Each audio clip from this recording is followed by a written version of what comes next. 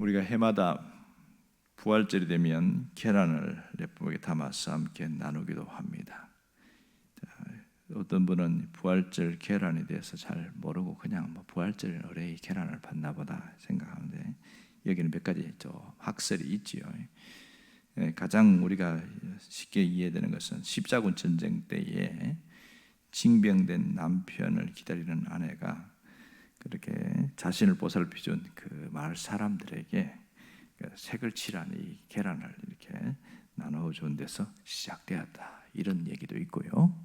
또 하나의 학설이긴 합니다만, 학설은 아니죠. 전해들은 이야기죠. 예수님이 십자가를 대신 지었던 구레네 시몬이라는 사람이 원래 계란 장수였다, 이런 얘기를 합니다. 그런 확실하게 되지는 않지만, 그가 예수님이 십자가를 대신 지고 난 이후에 집에 갔더니 자신들의 계란이 모두 무지갯빛으로 변해 있었다. 그 이후부터 자연스럽게 이것이 부활의 상징이었다, 이렇게 얘기하는 분도 있긴 해요. 하지만 이후에 어떤 분들은 이제 이 계란 자체를 부활의 의미와 연결시켜서 그렇게 말하는 사람도 있기도 합니다. 마치 이 병아리가 껍질을 깨고 나오듯이 예수님이 무덤을 뚫고 이렇게 다시 살아나신 것을 상징한다, 그런 표현에서 계란을 나누고 이렇게 하기도 합니다. 중요한 것은 이 부활절의 계란이 중요한 것이 아니고 부활절의 의미입니다. 당시에 예수님 부활한 사실이 확실해졌지만 점점 이 교회가 세워지면서 여기에 대한 문제점이 생긴 적이 있습니다. 그 중에 하나가 고린도 교회였습니다. 고린도 교회는 바울이 세운 교회이긴 하지만 신앙적으로 또 도덕적으로 이런 몇 가지 문제들이 드러나고 있는데, 신앙적인 문제 중에 하나는 부활 문제였습니다. 바울이 개척하고 있을 때는 전혀 문제가 되지 않았는데, 그 이후에 거짓 교사들이 들어오면서 부활에 대해서 의문점을 자꾸 제기하기 시작하는 거예요. 그러니까 교사들이니까 가르치는 자들이잖아요. 그러니까 진짜 그런가 그렇게 생각하고 흔들리는 자들이 많았습니다. 그럴 때 바울이 확실하게 이 고린도서 15장을 통해서 부활에 대해서 자세하게 기록하고 있습니다. 오늘 우리가 읽은 42절과 44절에서 반복되는 단어가 뭐냐면 다시 살아난다. 42절, 43절, 44절 계속 반복하고 있습니다. 다시 살아난다, 다시 살아난다. 왜 이걸 강조할까요? 거기에 예수 부활을 부인하는 사람들이 생겼고, 또 하나는 예수 부활은 믿는데 우리의 부활을 부인하는 사람들이 생긴, 이 두 가지가 됐다는 거죠. 무슨 얘기를 하냐면, 예수님이 부활은 하나의 날조된 학설이다, 이렇게 몰아붙이는 자들이 있었고요. 또 한편은 예수님은 부활한 것은 사실이 맞다, 그렇지만 우리는 부활하지 않는다, 이렇게 이야기하니까 헷갈리는 거예요. 도대체 뭐가 맞나는 거냐. 자, 그래서 이 바울이 분명하게 이 부활, 예수님 부활도 확실하고 우리도 부활하는 것도 확실하다, 이 부활의 확실성을 강조하기 위해서 고린도전서 15장을 이야기합니다. 12절에 보면 이렇게 이야기합니다. 그리스도께서 죽은 자 가운데 다시 살아나셨다 전파되었거늘 너희 중에 어떤 사람들 어찌하여 죽은 자 가운데 부활이 없다냐, 이렇게 이야기합니다. 이렇게 분명히 또 이야기하고 있잖아요, 그죠? 이렇게 해서 부활에 대한 혼돈된 것을 바르게 정립하고 부활 신앙을 갖게 하는 겁니다. 17절도 보면 이렇게 나오죠. 그리스도께서 다시 살아나신 일이 없으면 너희 믿음도 헛것되고 너희는 여전히 죄 가운데 있을 것이요. 자, 그러니까 십자가만 믿으면 안 된다는 거죠. 부활도 믿어야 된다, 이 얘기를 강조하고 있는 거예요. 여러분, 우리 신앙은 십자가 부활을 같이 동시에 믿는 겁니다. 십자가 부활을 믿을 때 죄 용서함을 우리가 받고 어렵게 되었다는 사실은 변함없는 사실이다. 이것을 바울이 강조하고 또 강조하고 있습니다. 만일 부활이 없으면 우리의 믿음도 헛것이고, 부활이 없으면 그 증언 하는 사람 모두가 거짓말이 된다, 이렇게 이야기합니다. 자, 그래서 43절을 보세요. 욕된 것으로 우리 몸이 어떻게 부활하는가를 이야기합니다. 욕된 것으로 심고 영광스러운 것으로 다시 살아나며 약한 것으로 심고 강한 것으로 다시 살아나며, 이것은 예수님이 재림할 때에 우리 몸은 결코 다시 썩은 몸이지만 다시 부활하게 될 것이다, 이걸 강조하고 있는 거죠.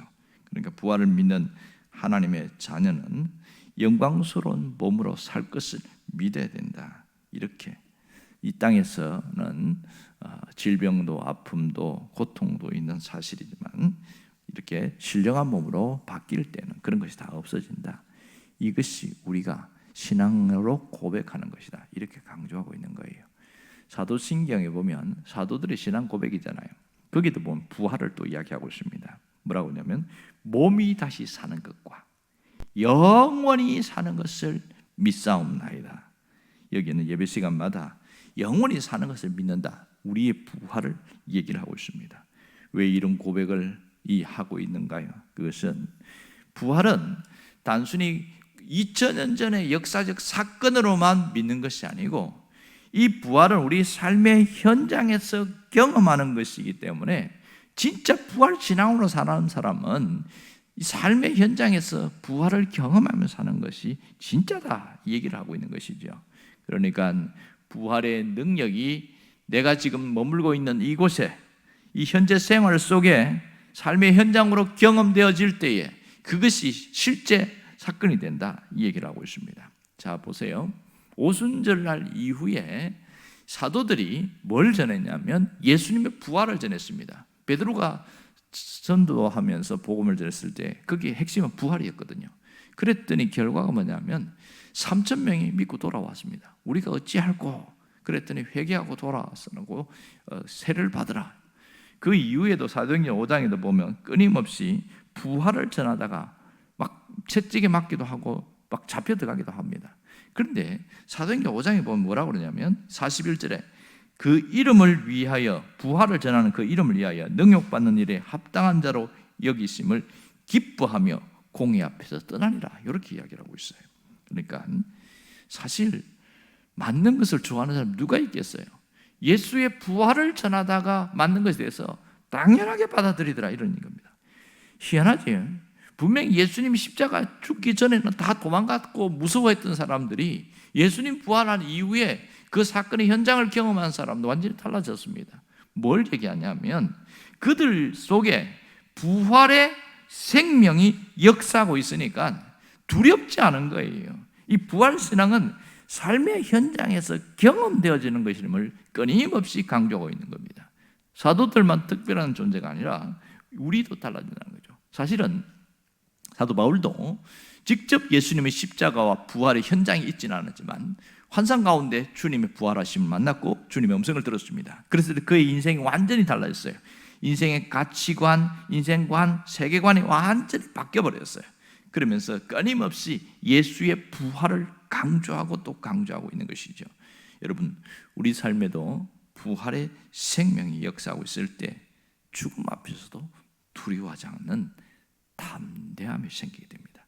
이 부활신앙으로 살면 나도 모르게 부활의 증인이 되어지고 삶을 통해서 부활을 보여주는 자가 되어진다는 겁니다. 여러분, 정말 예수님의 부활로 부활의 생명으로 살아가면 보는 게 달라져요. 내 삶을 바라보는 것이 달라집니다. 이게 진짜 중요한 것이죠. 바울처럼 인생관이 달라지고 가치관이 달라지는 것이죠. 여러분, 그게 뭐냐면 눈에 보이는 현상에 묶이지 않는다는 겁니다. 우리는 늘 쫓기는 삶을 삽니다. 급한 일 때문에 쫓기고 중요한 일 때문에 쫓기고 시간이 여유가 없어서 쫓깁니다. 가진 것이 없어서 쫓기고 부족한 것을 채우려고 쫓기는 삶을 살아요. 경제적으로 여유가 없어서 쫓기고 하여튼 우리가 살아가는 이 시대는 시간과 경쟁 끊임없이 뭔가 요구하는 데서 쫓기는데 그것을 하려고 애를 쓰면서 하다 보니까 그 현상에 묶여있는 삶을 살게 되어집니다. 환경에 묶여요. 그런데 부활의 생명이 내 안에서 살아 역동적으로 움직이면 쫓기는 삶 가운데서도 거기에 묶이지 않게 되더라는 거예요. 왜냐하면 내 삶에 주님이 계시기 때문에 주님의 생명이 내 삶에서 나타난다는 것을 알 수 있죠. 가장 큰 것은 뭐냐면 그렇게 정신없고 바쁜데 불안하지가 않은 거예요. 마음이 편안할 수 있는 것은 이 쫓기는 삶에서 뛰어넘는 하나의 부분이라고 할 수 있습니다.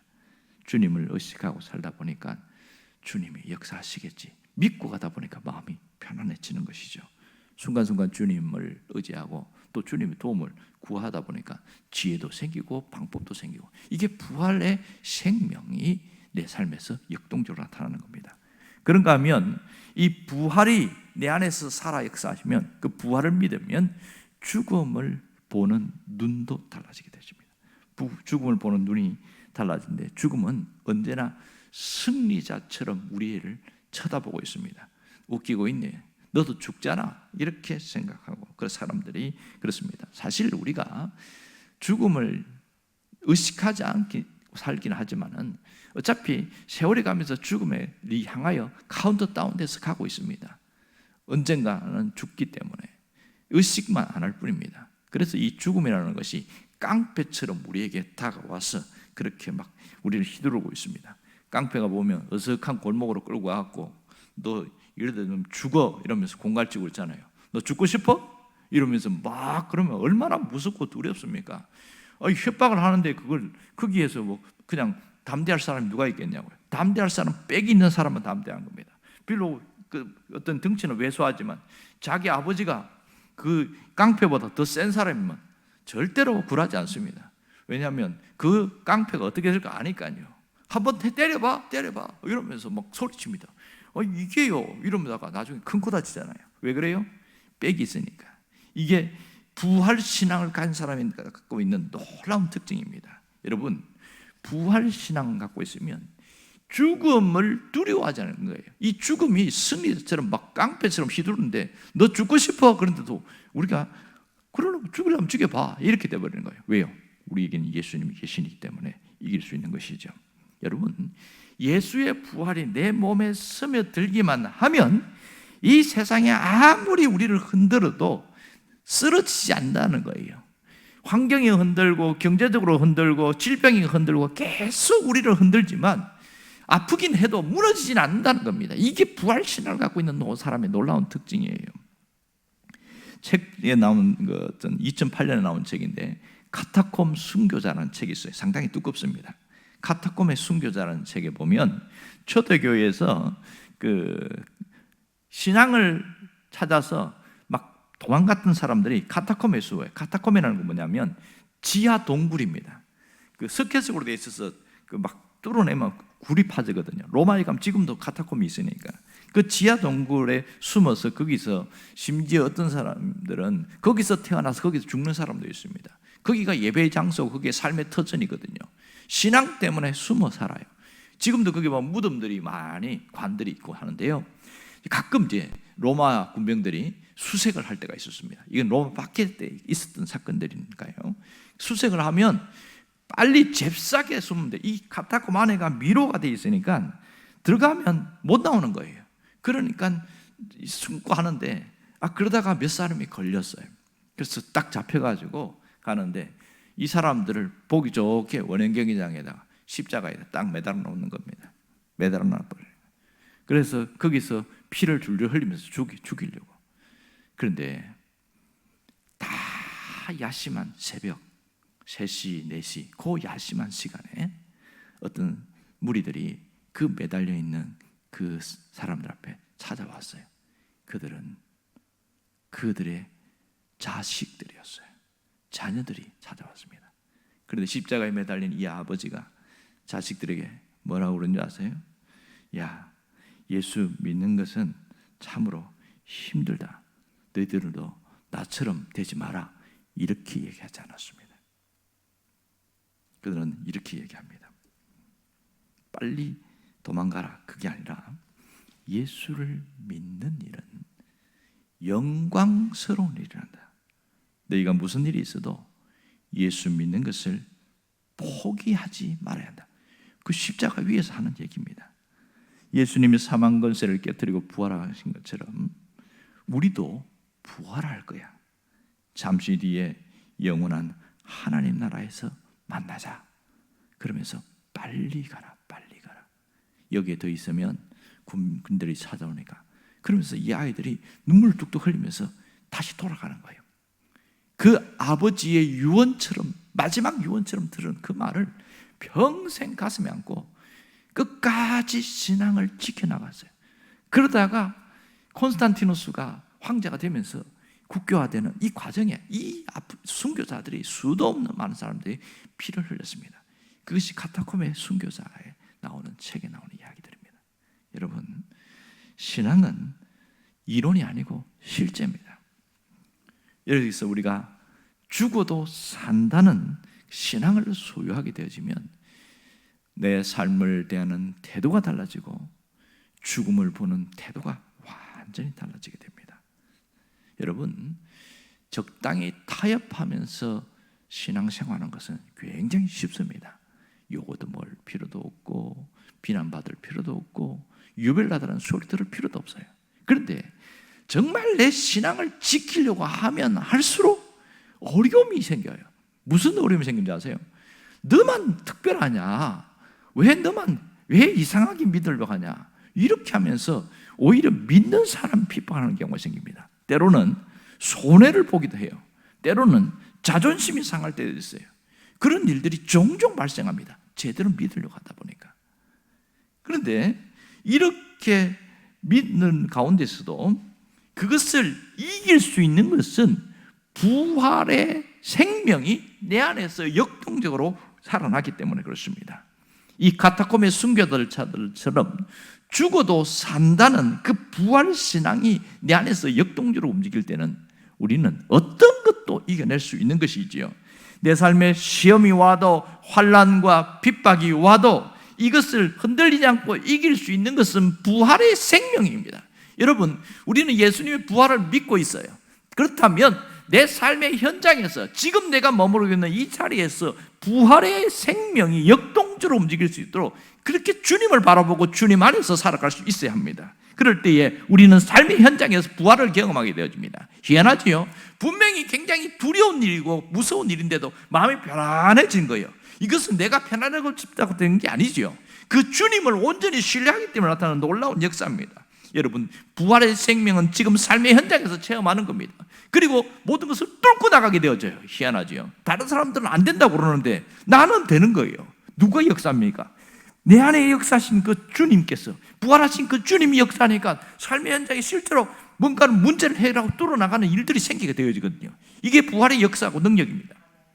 여러분, 우리 삶 가운데도 지금도 부활의 주님이 역사하고 계십니다. 내 삶의 현장에서 부활의 주님을 철저하게 믿고 그 주님을 따라서 나갈 때에 부활의 삶이, 내 삶에서 부활의 생명이 역동적으로 나타나는 것을 경험할 수 있게 됩니다. 여러분들이 그 중심에 있기를 간절히 바랍니다. 기도하겠습니다.